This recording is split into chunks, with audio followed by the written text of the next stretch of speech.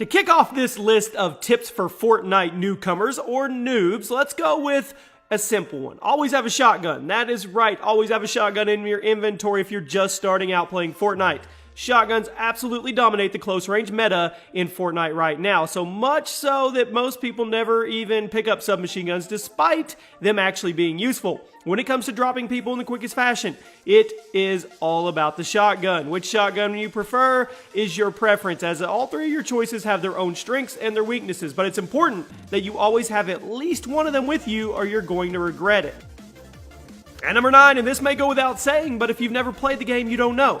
Always take higher rarities. The rarity system in Fortnite is much simpler than it seems to newer players, but it's still worth putting some time into learning and mastering. The rarity of Fortnite items go gray, green, blue, purple, and finally gold, and you should always do your best to adjust your loadout accordingly when you encounter one of your guns with a better rarity. The differences between rarities varies from gun to gun, but generally speaking, a higher rarity of a gun will feature slightly higher damage, a slightly smaller bloom, and slightly quicker reload times. And in a game where fights can be over as quickly as they are in Fortnite, you're going to want those extra few seconds that higher rarities will save you in the long run.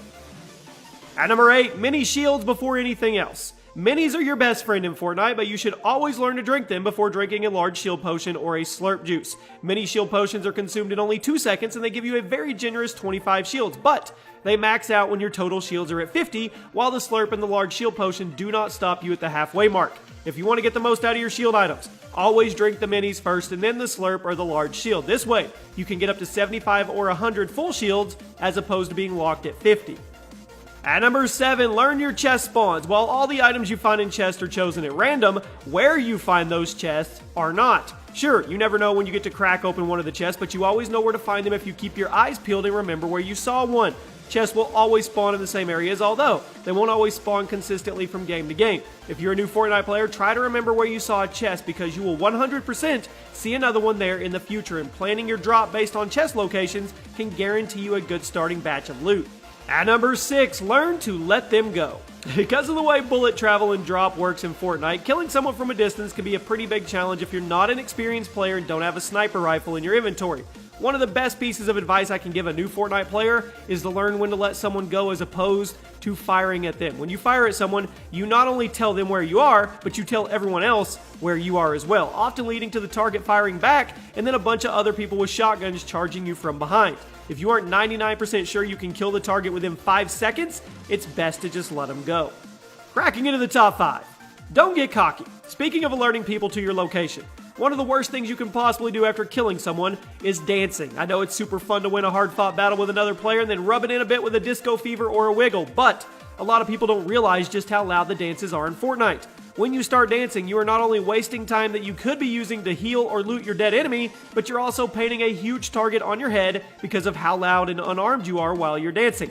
Unless you're 100% positive there is no one else around, or unless you're confident you can kill whoever is around, do not dance after killing someone despite how cool the kill may have been.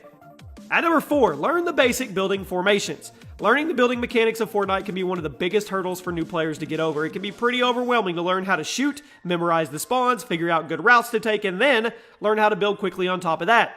The best way to master the building in Fortnite is to take things slowly and learn how to use basic formations like boxes, ramps, and towers. Once you learn these formations, you can do them consistently, and the rest should come naturally when you're under fire. Those helpful boxes and towers will be engraved in your muscle memory.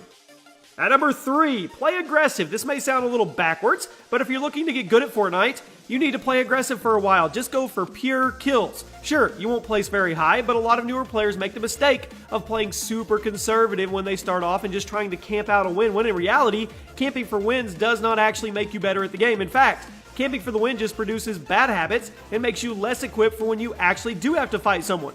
When you first start playing Fortnite, land in populated areas so you can get used to fighting as well as looting and building under pressure. The only way you'll ever get good at shooting and building is if you put yourself in scenarios where you're forced to use those skills to survive.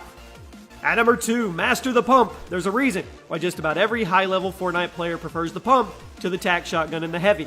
The pump shotgun is available in uncommon and rare rarities, and it deals the most damage per shot of any non-explosive, non-sniper weapon in the game. And I know I said earlier that which shotgun you prefer is up to you. But when we're talking pure hard numbers, the pump outperforms just about everything else when it comes to close range combat. If you want to get really good at Fortnite, you better start practicing those one pumps. And finally, aim for the head, my friends. This is a good tip for any multiplayer shooter, but because of the way the headshot multipliers work in Fortnite, it's a necessity. Most guns in Fortnite have a 2 times headshot multiplier, and some guns even go up to 2.5 times, making them extremely powerful, and for the snipers, capable of dropping someone with 200 health in a single shot. Get used to aiming for the head, and I know that's easier said than done for snipers, but you will never regret getting a headshot in Fortnite. And there you have it, my friends. Those are 10 tips for Fortnite newcomers or newbies. Everybody has to start somewhere, and some of this may seem like simple things, but if you've never played the game, you don't know. If you found this informative, definitely let us know. And in the comment section, what is the one thing that you struggle the most with in Fortnite? My name is Chaos. This has been another episode of Gaming Facts by Gameology, and I'll see you guys soon.